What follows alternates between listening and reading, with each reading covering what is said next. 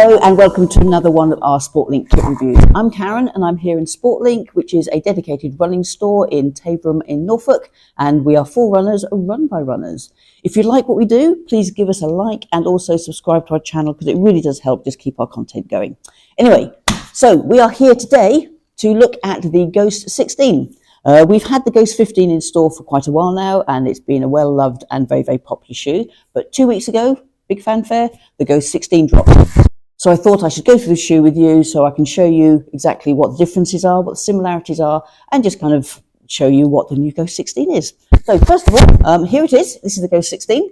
So get the laces out of the way. So here it is. So Ghost 16, it's a Ghost. Ghost 15, Ghost 16. The main difference is this. So this is the new Brooks's DNA Loft 3 foam. It's been in the last 2 iterations of the glycerin, and it's been very, very well received. So they popped it in the Ghost 16 this time. It's a little bit more, it's a little bit softer. It's a nitrogen infused foam, so giving it that little softer feeling.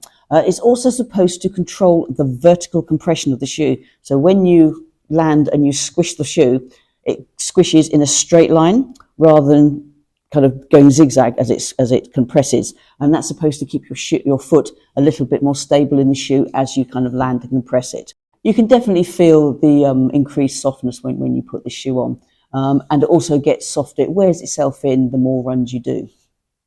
In terms of heel to toe drop and stack height, they've kept things exactly the same. So you've got 28 millimeters in the heel, and you've got 16 millimeters in the toe, which gives you an overall heel to toe drop of 12 millimeters, exactly the same as that you've got in the 15. What they have done though, which I think is very, very clever, they have taken a millimeter off the depth of the outsole, and they've added that millimeter into the midsole. So not only have you got a slightly softer foam, you've also got a little bit more of it. So kind of double bubble to me, softer and more foam.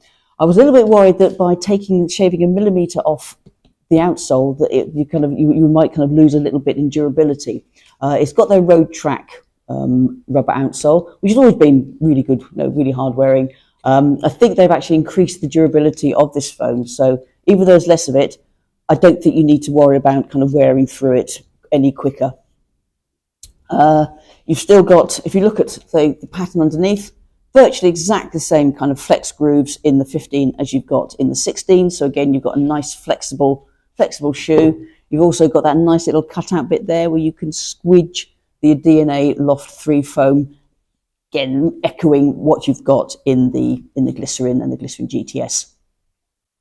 Moving to the uppers, same heel counter, same nice little bit of memory foam around the heel counter, just to kind of keep it nice and cushy and that nice kind of slipper step in that you get when you always put a Ghost on.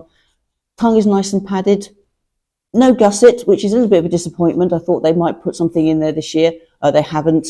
I'd like a gusset in the tongue, just kind of stop it from slipping around, but that's just a personal thing. It's got a double jacquard weave in terms of the upper. I've worn it for a couple of runs and felt it very breathable. Unfortunately, at the moment, we're not having the kind of a very hot summer, so I don't know what it'll feel like when we get some hot weather. I'm hoping it's going to be light and airy, but we'll have to see.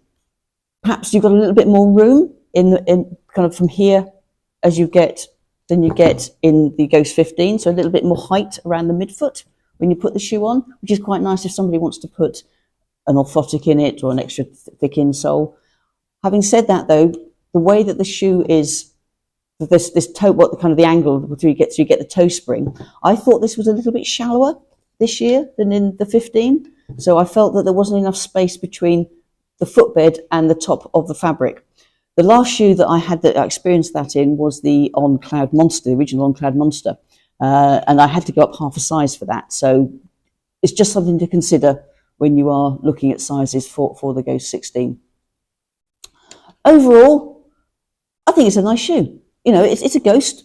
It's never going to kind of set the world alight in terms of, it's got no fancy plate, it's got no fancy foam, but it's just a well-loved, well-thought-out, reliable shoe that I would say most runners in their life have put a Ghost on.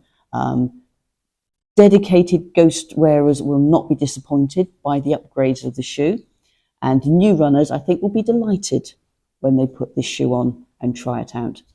The closest shoe I would say that matches this might be something like the Mizuno Wave Rider 27 in terms of kind of firmness. So it's not a soft shoe, I'll give you that. It's not a soft shoe. There is a bit of response to it. If you want a softer shoe, you might want something like the New Balance 880 version 14 or the Asics Cumulus, the new Cumulus 26.